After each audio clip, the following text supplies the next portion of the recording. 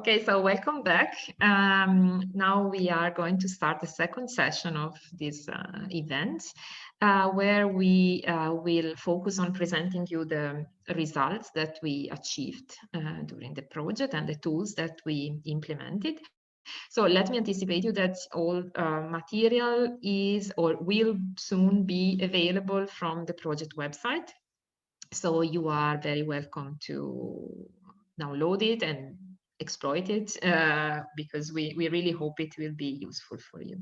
So let's start then this round with the first presentation by Tiago Leitão, which is the CEO of ELSI, our Romanian partners.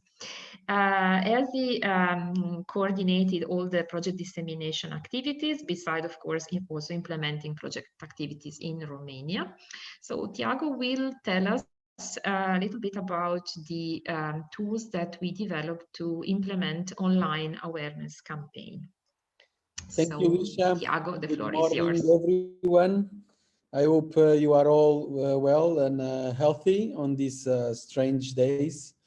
I will begin, actually it's not appearing, my presentation, now it is.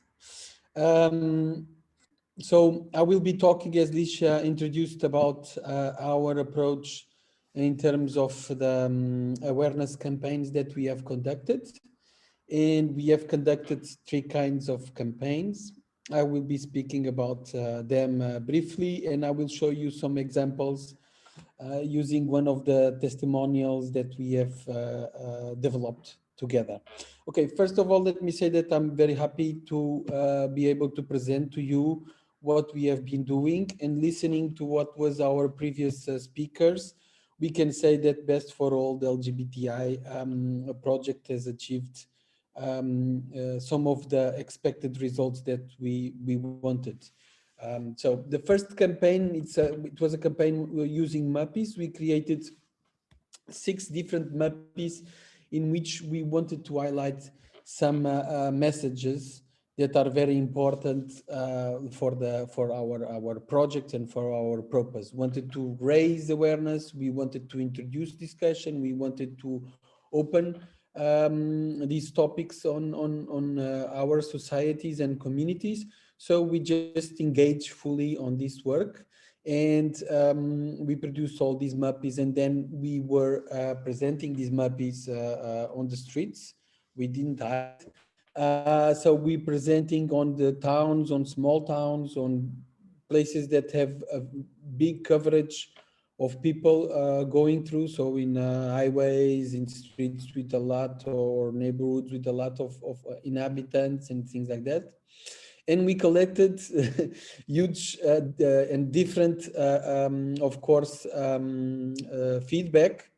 Some were very hard to handle, we must say it, and then we needed to, as we heard from the Council of Europe officer, we needed to highlight that we are all committed with the chart of the European Union, and this is something that we are not, let's say, throwing down because some people don't remember that this is a compromise from all the member states. But of course, being small NGOs and things like this is a hard day that we have embraced and we have gone through. Another campaign that we have conducted is the e-cards. And let's say the e-cards, of course, these are more online, and these are not so widely observed by everyone. Even so, we have focused these e-cards also to specific groups that we want to be aware that they must have some kind of approach to diversity, to acceptance, to let's say relation with all kinds of people.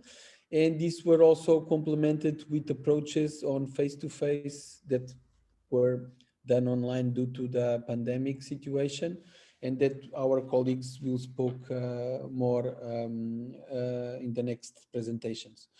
And lastly, we have created testimonials, so things that people these are all available, and these are also available in YouTube. I will be showing to you. So these testimonials are very important because we are giving actually real faces of people of our target group. So we are giving voice to these people so they can talk to us about what they are going through and how their life are. So I will finish my presentation by giving voice to one of the persons that provided us with his testimonial. Tiago, I think you have to close your PowerPoint, otherwise we will not see the video. Okay, just a second then. I will close my PowerPoint. Anche perché una volta non usava fare coming out. Okay. Io ho sempre saputo And you need to share another, Yeah, don't worry. I will deal. Okay, just a second. Dealing with technical issues. Okay, let me go back and share again with you. Sharing the sound. Okay, and I hope now we go. Yes.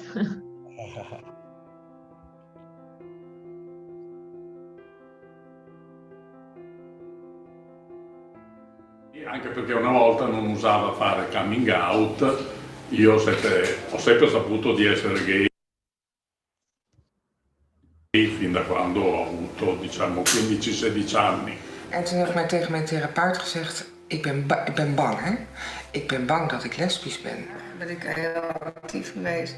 Daar was ik helemaal niet zo open, maar dat was ook in die tijd, 80 jaren.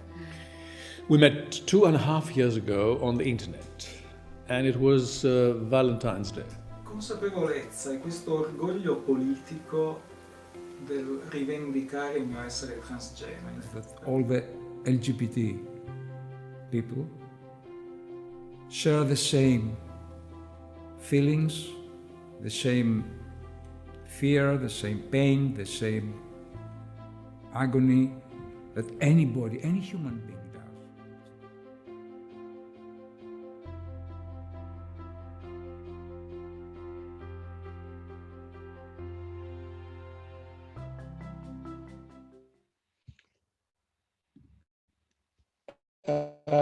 Sorry for the technical issues, but you have everything available. It's a brilliant work, so I hope you can use it and appreciate everything because it's timeless. Again, thank you and have a nice day. Thank you, Tiago. Indeed, that was just a teaser, but we invite you to go on YouTube. Elena is now putting the link on the chat because they are very powerful interviews and stories. So thanks, Tiago. Now I will give the floor to Philippos Paganis from CMOP. Philippos is a trainer and researcher at CMOP. CMOP is our Greek partner, and they had the responsibility to coordinate what was originally conceived as a face-to-face awareness action program. Then we had to turn it to online because of the COVID, but still, I mean, the goal didn't change. So Philippos, the floor is yours if you want to tell us a little bit more. Thank you, Licia. Welcome, everyone. It's very nice to see so many people here today. So I'm going to talk a little bit briefly about originally, as Licia said, designed face-to-face actions. These actions were designed to be not exactly a training on LGBT issues in older age, but more of awareness actions, trying to reach out to a smaller group of people and work more, not so much on providing extensive information, but working a bit within the group with stereotypes and the general lack of representation around the issues of LGBTI seniors. So mostly what we wanted to achieve through these actions was to first of all, help participants have like a basic understanding of LGBT issues, different identities, what is sexual orientation, what is gender identity, sex characteristics, how these things are different and yet interconnected, and what different letters in the acronym mean. This is very important, of course, to have a very a common understanding and then move on to any further discussion. Then we want to try to help participants identify some common misunderstandings and stereotypes regarding older age and sexuality and gender, focusing, of course, on LGBTI people, and then try to work together to see how they could respond to this kind of stereotypes in their everyday lives or in their work environment. We have some different target groups that I will talk to you about in a bit. So we're trying to work together and see how they could find ways in their everyday life to become better allies and to help raise awareness in their social circle as well, and create a sort of wave of awareness. So these actions were targeting 6 main groups. These were groups that we felt that are somehow more relevant to people or more in touch with people who are of older age, such as health and social professionals. We also reached out to public servants, employers, to have the chance to discuss issues that affect the older people in the workplace,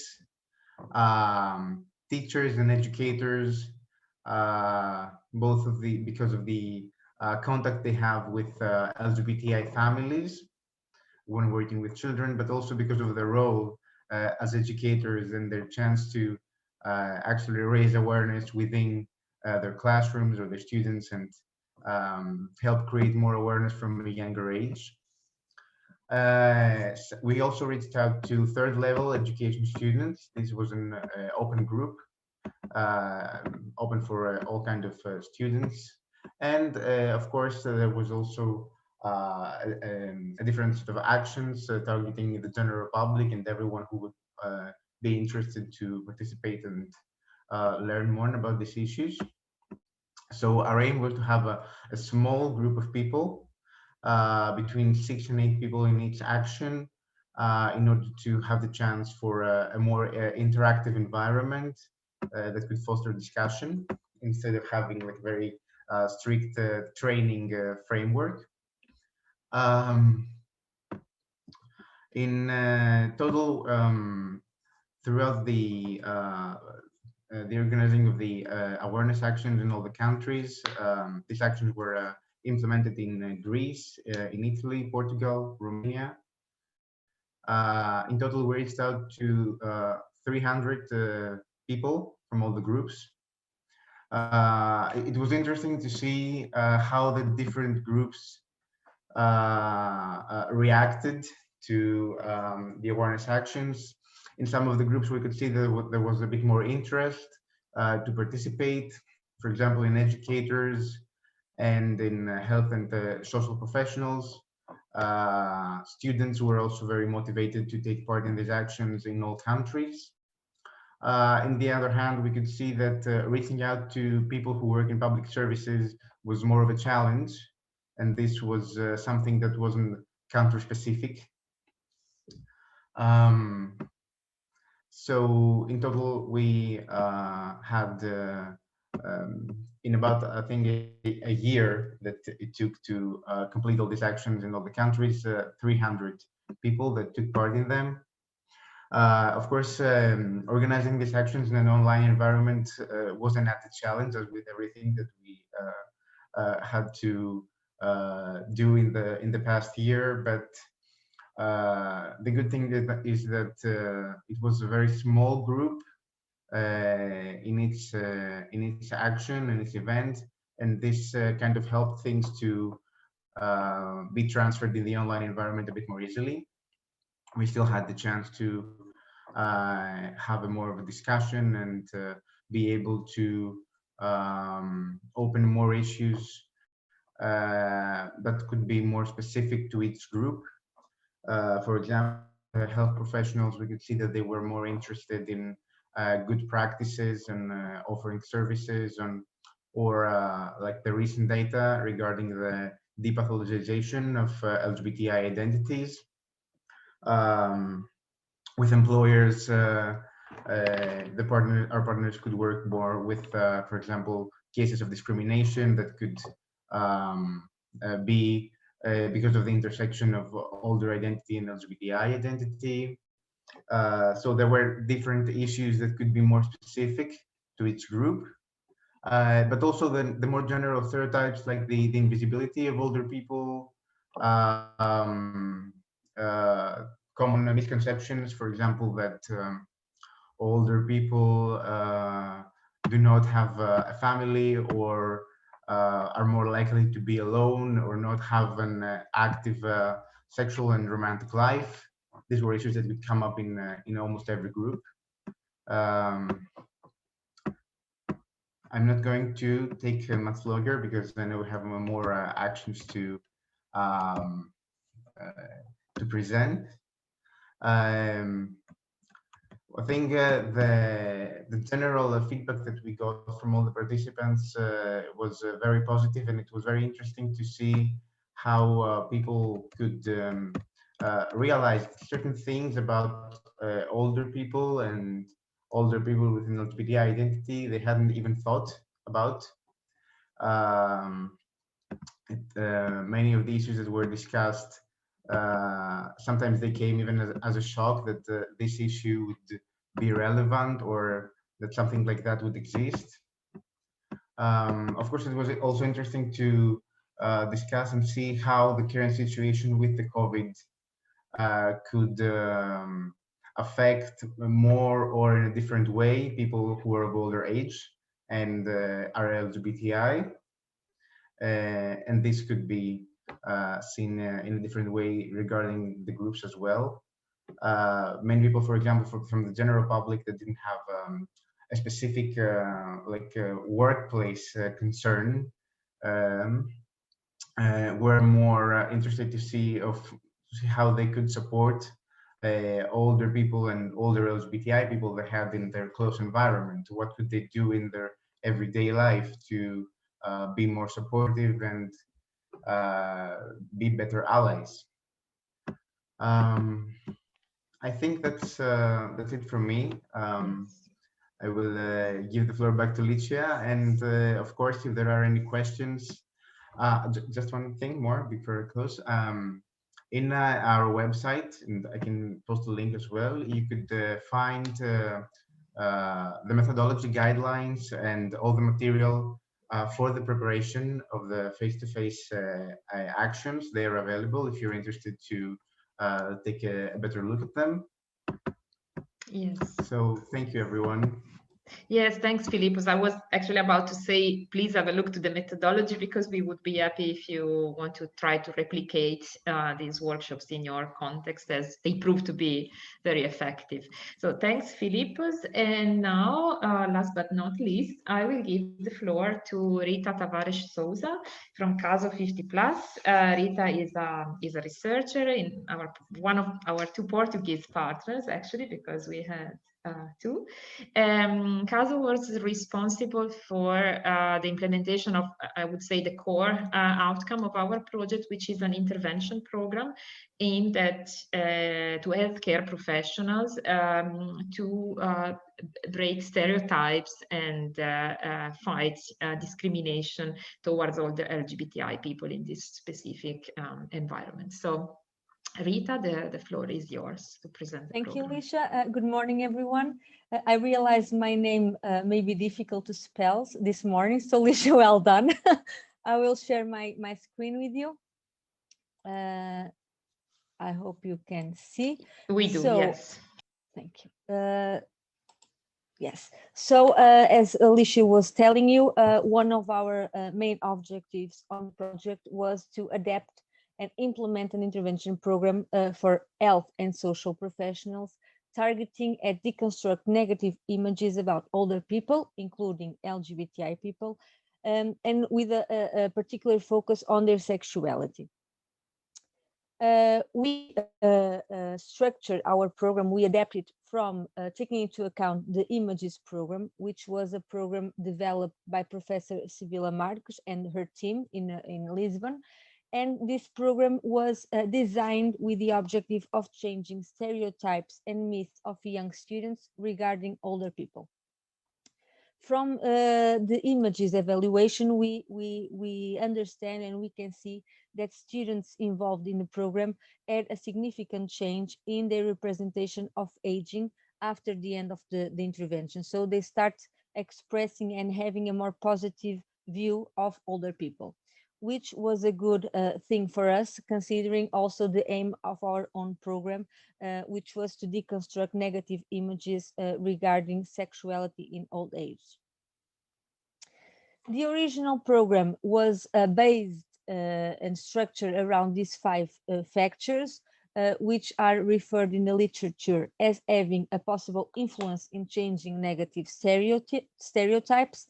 And in the Sexuality for Older program, we also use these 5 factors when developing our own activities and when adapting the activities and dynamics for our own program. So the 5 factors are positive intergroup contact, learning about the outgroup and creating emotional bonds, perspective taking, exposure to counter stereotypical images and more variable representation of stereotypes, and implementation of intentions. So these factors are known as having an influence in changing negative stereotypes, and we also structure our program around them. So by this adaptation from the Images program to the Sexuality for Older program, the project contributed to mitigate stereotypes and negative attitudes in health and social professionals regarding sexuality in old age, and with a particular focus on LGBTI older people. We had these 3 main objectives. So first one, to mitigate stereotypes and negative attitudes regarding sexuality in old age in health and social professionals. Then to reduce discrimination on one side, but also to promote pro-age behaviors, and consequently to promote inclusive care for older people. So these were our main objectives when developing and adapting our own program. I will give you some information and an overview of the structure of our program. Our target group was health and social professionals, potentially dealing with older people. The program was structured in 3 sessions, split in 2 weeks. So on our first week, we had 2 sessions, sessions A1 and A2, consider learning sessions and targeting health and social professionals. On the second week, we had our 3rd session, a contact session. And in this session, we had the same professionals that attend the first 2 sessions, so session A1 and A2, but we also had older people joining for this last session of the program. We decided to have a minimum of participants for the program, so we established 6 health or social professionals and also 6 older persons. I will explain you in a little while how this turned out to be when implementing. Also, we believe that there were a set of knowledge and competencies that facilitators should have in order to implement the program. So we define these 4 main domains for each facilitators to know. So some knowledge about the Best4OlderLGBTI project, what we were doing, our materials, our objectives. Then to read carefully the Sexuality for Older manual. In this manual, we have everything that a person needs to know to implement the program. We have the framework, we have each session in detail, explained in detail. We have all the materials, the step-by-step on how to recruit participants, how to organize the rooms. If doing it online, also some tips to implement it online. And this manual will be, in its final version, be also available in our site. So also we thought every facilitator should know the LGBTI glossary, and also to explore and get to know and study all the materials needed for each activity. So know what to do, what materials to use, and what was expected for each activity in each session. So we aim to implement the program in 4 countries. We are still waiting to the results and to finish the implementation in Ireland. So, but we finished the pilot in Italy, Greece, and Portugal. We were able to engage 22 health and social professionals and 5 older people. And as you can see, the number of older people is lower than what was expected.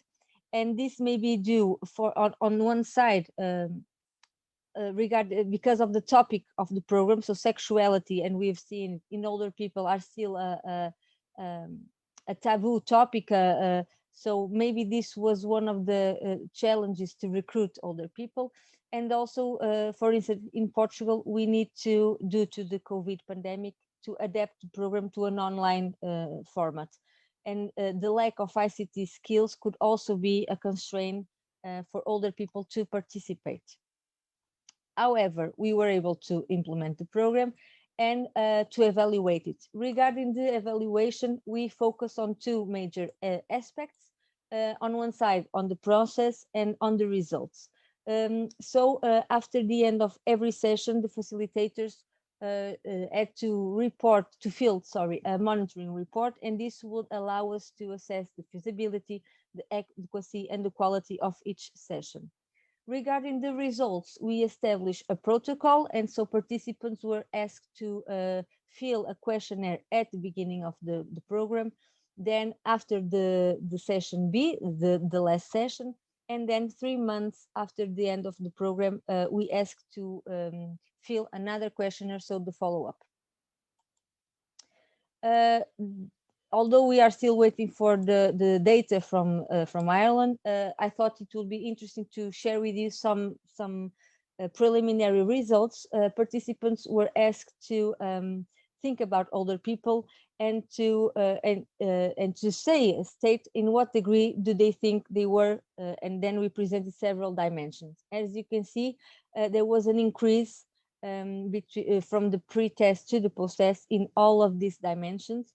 And the sexually active and sexually diverse was always also dimensions that as an increase in participants' perspective. And I'm highlighting this too because our main topic is sexuality in old age, so I think it's interesting to highlight this too. Also, regarding the possibility of intervening if witnessing a stigmatizing or discriminatory behavior against LGBTI people in the workplace, there is also an increase between the pre-test and post-test, with more participants stating that very likely they would intervene if facing a discrimination situation. And also regarding the impact of the program itself, all participants say that the program helped them developing self-awareness on discrimination and stigmatization related to sexuality in affecting older people. Also that they have learned something valuable with the project regarding old age and sexuality. And when asked if they consider that being part of the program had an impact in the way they see other people's sexuality, in particular LGBTI people, only one participant said that not necessarily, but he or she explained and say that they already, he or she already consider these aspects in his professional activity. So this is the justification. Also, participants were asked to place themselves in terms of attitudes towards LGBTI people. And we also see an increase of 1 point from the pre-test to post-test, with participants considering themselves to have a more inclusive attitude after the program. So although these are some preliminary results, I think we can see that there is a positive impact on participants and on the way they perceive older people and the LGBTI topic, and also sexuality. However, we believe in the partnership that is important to say that the way we recruit participants was through open calls made by all of us in our countries. And this may reveal a greater willingness for to discuss the issue or a greater sensitivity to it. So maybe if we could implement the program in a specific institution, for instance, we can have a different background of participants and a variety of attitudes also towards this topic. Related with the Sexuality for Older program, we had another activity that was the Train the Trainers event. This training activity aimed to prepare and to train future facilitators to implement the Sexuality for Older. And so our objectives was to generate a common and shared vision about the Sexuality for Older program, and then to develop the skills and the competencies needed for this for its implementation. After the end of the training, the participants would have a general contextualization of the program, be getting to know the program and its structure and aims, also to develop the skills and competencies to develop each activity in each session, and consequently to be able to organize and to deliver the Sexuality for Older program. The Train the Trainers took place in Italy, Greece, and Portugal, and we were able to engage 56 professionals. So at the moment, we have 56 professionals able to implement the Sexuality for Older program. We organized this training around these 4 modules. So a brief introduction on the project and the materials we have been doing. Then the framework of the Sexuality for Older program, the structure, and then a step-by-step on how to implement. So the participants of the training had access to all the different phases and steps they need to take in order to implement the program. We are still gathering all the data and analyzing all the data, but we thought it could be interesting to share with you one feedback we received from one of the participants. I will read to you in case you are not looking at the monitor. So sexual rights are increasingly important in today's society when we talk about aging. The Best4Older LGBTI project and the Sexuality for Older program contribute significantly to giving visibility to this topic and a voice to all older people who feel any level of prejudice and discrimination on the basis of their age or the expression of their sexuality. I would also add that the way facilitators approach and share the results of the project makes the whole learning process even more enjoyable.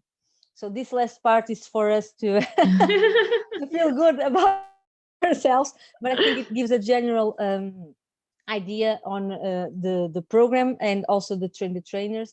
And I think the impact has been good and positive, and we are, as a partnership, glad with this. All the materials are available online, so you can see them. And I will now close my mic. Okay. Thank you all. Thank you.